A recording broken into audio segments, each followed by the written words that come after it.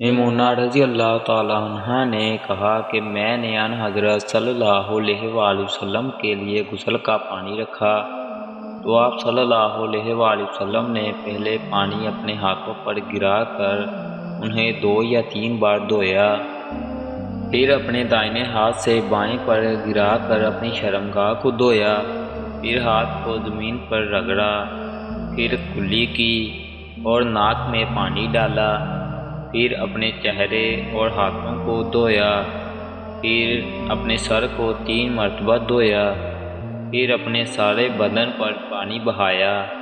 پھر آپ اپنی غسل کی جگہ سے الگ ہو گئے، پھر اپنے قدموں کو دھویا۔